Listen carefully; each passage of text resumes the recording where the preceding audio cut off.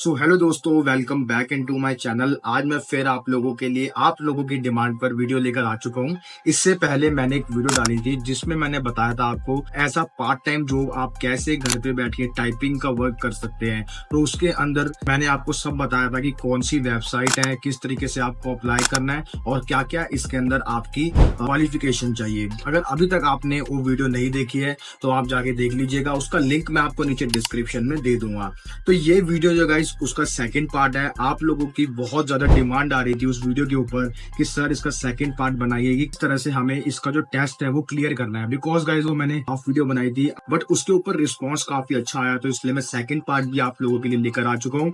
सो इस वीडियो में मैं आपको पूरा बताऊंगा कि कैसे आपको उस प्रैक्टिस टेस्ट को क्लियर करना है। टाइम को वेस्ट ना करते हुए वीडियो डायरेक्टली स्टार्ट करते हैं। और अगर अभी तक आपने हमारे चैनल को सब्सक्राइब नहीं किया है तो पहले चैनल को जरूर सब्सक्राइब कर दीजिएगा और बेल आइकन को याद से प्रेस कर दीजिएगा। तो चलिए टाइम को वेस्ट ना करते हुए डायरेक्टली स्क्रीन पर चल के आपको दिखाता हूँ कि किस तरह से आपको इसके टेस्ट को क्लियर करके यहाँ पर एक टाइपिंग की जॉब को करना है। सो दोस्तों, जैसे कि आप देख सकते हैं हम वेबसाइट पे आ चुके हैं। यहाँ तक पहुंचने के लिए आपको मेरी पहला पार्ट देखना पड़ेगा, तभी आप यहाँ तक पहुंच पाएंगे।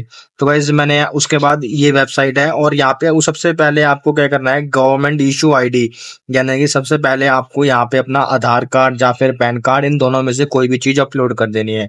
ये अपलोड करने के बाद यहाँ पे आपको अपनी डिग्री अपलोड करनी है। अगर आपके पास डिग्री है तो आप वो अपलोड कर दीजिए। अगर आपके पास 12th का सर्टिफिकेट है तो आप वो अपलोड कर दीजिएगा। 10th का है तो वो भी आप यहाँ पे अपलोड कर सकते हैं। तो वैसे ये अपलोड करने के बाद आपका यहाँ पे जो फर्स्ट स्टेप जो है वो यहाँ पे शुरू हो जाएगा, इंग्लिश लैंग्वेज टेस्ट। तो यहाँ पे चलिए मैं इसको स्टार्ट करता हूँ। जैसे मैं यहाँ पे स्टार्ट नाउ पे क्लिक करता हूँ तो जैसे कि आप देख सकते हैं मेरा यहाँ पे इंग्लिश का टेस्ट जो है वो यहाँ पे स्टार्ट हो चुका है। तो ये बिल्कुल नॉर्मल टेस्ट है, English language test. Let me give dash advice, don't marry him.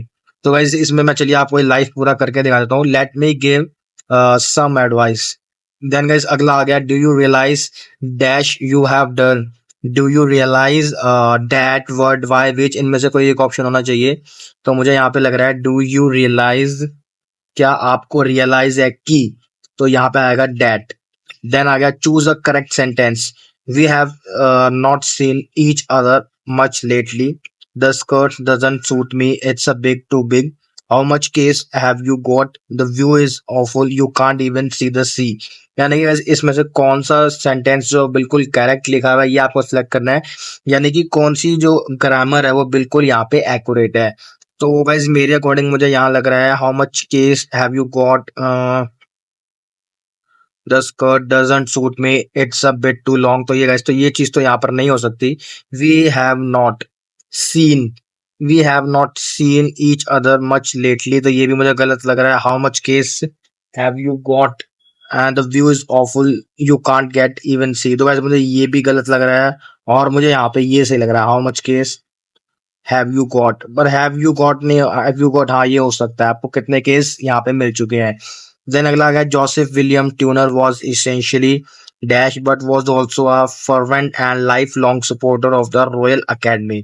तो यहाँ पे हो जाएगा Joseph William tuner was essentially mature, क्योंकि ऐसे वो मैच्योर होगा तभी यहाँ पे उसको life long supporter of the royal academy का बनाया जाएगा। Was also a fervent and life long supporter of the royal academy, यहाँ पे मैच्योर हो सकता है फैशनेबल का। इसमें मतलब मीनिंग इसका ये है कि जो जोसेफ विलियम है वो एसेंशियली क्या है, मैच्योर है या फिर सेल्फ टफ है, फैशनेबल है, टैलेंटेड है, लेकिन वॉज ऑल्सो अ फर्वेंट, साथ ही फर्वेंट भी है and life long supporter of the royal academy का। तो बस यहाँ पे वो मैच्योर होगा तभी उसको यहाँ पे रॉयल एकेडमी का सपोर्टर बनाया जाएगा। Mark is late, do you think he dash about the dinner.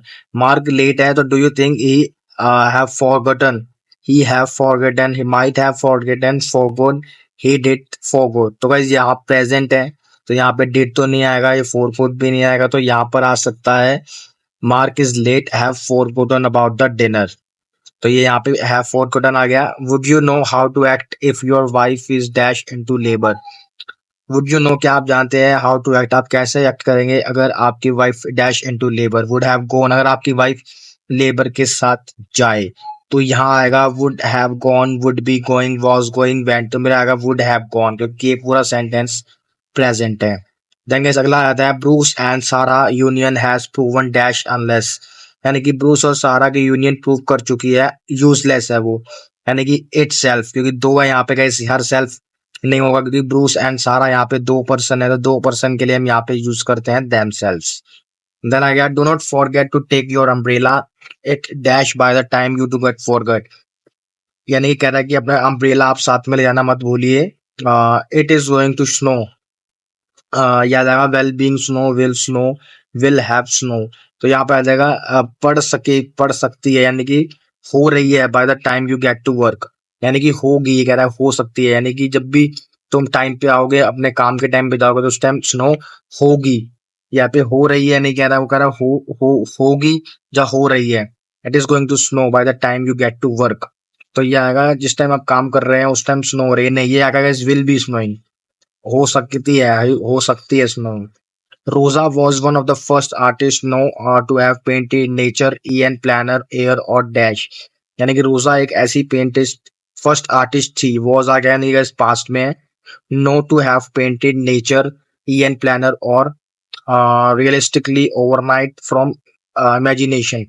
तो वो फर्स्ट एक आर्टिस्ट है जो कि क्या करती है, पेंटेड करना जानती है नेचर के साथ, ईएन प्लान एयर और out of doors imagination realistically overnight.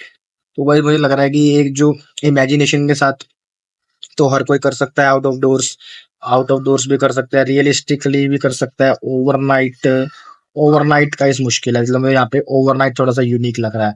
The main focus of the film was a young woman who at the beginning of the movie was dash singing with an open music book her lap.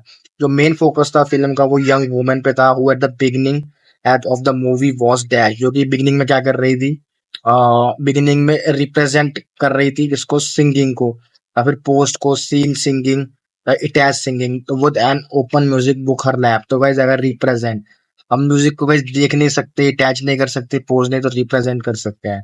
I hate being here dash money in the world won't make me stay in this city. I hate being here, money guys, money आ गया, all the money in the world, the whole money, यानी कि all the money नहीं हो सकता, हम use कर सकते हैं whole money in the world won't make me stay in the city. Whole the money यानी कि पूरी मनी।